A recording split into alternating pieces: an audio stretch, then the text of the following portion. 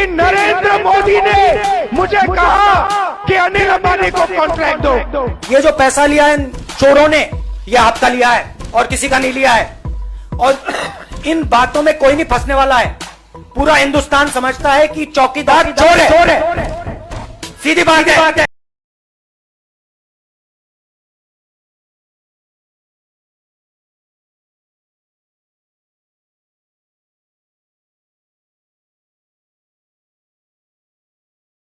Rafale विमान घोटाले को लेकर रोज नए खुलासे हो रहे हैं, जिससे मोदी सरकार कटघरे में खड़ी हो गई है। इन खुलासों के बाद यह भी साफ हो गया है कि ना खाऊंगा ना खाने दूंगा की लफ्फाजी करने वाली मोदी सरकार किस तरह अपने चहेते उद्योगपतियों को आगे बढ़ाने के लिए विदेशी सरकारों पर दबाव डालती है। सौदे की आंच फ्रांस के पूर्व राष्ट्रपति फ्रांसवा ओलांद तक भी पहुंची है, जिनकी पत्नी की फिल्म अनिल अंबानी ने फाइनेंस की थी। राफेल सौदे में 20,000 करोड़ के घोटाले का आरोप है और पूरा सौदा अनियमितताओं से भरा है। राफेल सौदे में भ्रष्टाचार पर अपनी खोज रिपोर्ट के दूसरे भाग में फ्रांसीसी न्यूज पोर्टल मीडियापार्ट ने कहा है कि सौदे में भ्रष्टाचार की जांच रुकवाने के लिए राष्ट्रपति इमैनुएल मैक्रों और पूर्व राष्ट्रपति फ्रांसवा ओलांद ने पद के प्रभाव का इस्तेमाल किया।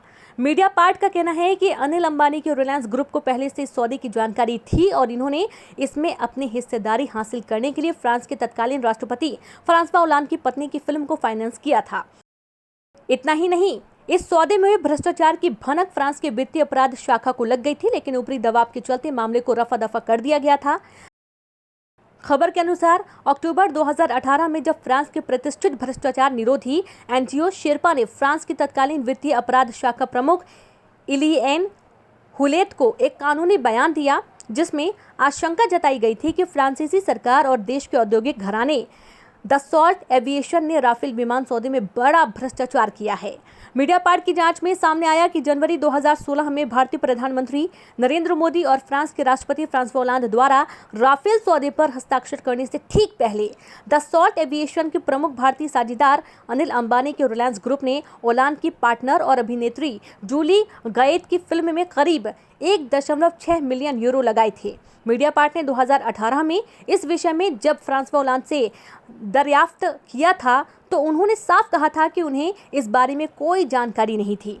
उन्होंने यह भी कहा था कि अनिल अंबानी को दसॉल्ट एविएशन का प्रमुख भारतीय साझेदार बनाने के लिए भारत सरकार ने दबाव डाला था और इस दौरान अप्रैल 2019 में फ्रांसीसी अखबार ली मोंडे ने रिपोर्ट प्रकाशित की थी कि 2014 से 2016 के बीच ओलांद के वित्त मंत्री रहे इमैनुएल मैक्रों ने रिलायंस समूह की फ्रांसीसी इकाई का बहुत मोटा टैक्स माफ किया था। बताया गया था कि रिलायंस पर 151 मिलियन यूरो का टैक्स बनता था, जिसे मैक्रों ने घटाकर 7.6 मिलियन यूरो कर दिया था। इस सिलसिले में मीडियापार्ट को जो दस्तावेज और लोगों को बयान मिले हैं, उससे साफ होता है कि शेरपा ने फ्रांस की भ्रष्टाचार निरोध शाखा के प्रमुख इलिएन हुलेट को जो विस्फोटक दस्तावेज सौंपे थे, उसके आधार पर जांच शुरू होनी चाहिए थी, लेकिन राफेल सौदे को लेकर किसी किस्म की जांच की जरूरत नहीं समझी गई। इस पूरे मामले की शुरुआत 2012 में हुई थी। इस सौदे को लेकर करीब 3 साल तक सौदेबाजी होती रही। 2015 में अचानक हालात बदल गए और प्रधानमंत्री नरेंद्र मोदी ने अप्रैल 2015 में फ्रांस की यात्रा की और सौदे की सारी शर्तों को पलटते हुए फ्रांस से 36 राफेल लड़ाकू विमान खरीदने के समझौते का ऐलान कर दिया। इस समझौते में HAL को दरकिनार कर दिया गया और उसकी जगह अनिल अंबानी की कंपनी को दसॉल्ट एविएशन का प्रमुख भारतीय साझेदार बना दिया गया। मीडियापार्ट का कहना है कि अनिल अंबानी को इस सौदे की पहले से जानकारी थी और उन्हें पता था कि नए सौदे में उनकी कंपनी को दसॉल्ट एविएशन के प्रमुख भारतीय साझेदार के तौर पर शामिल किया जाएगा।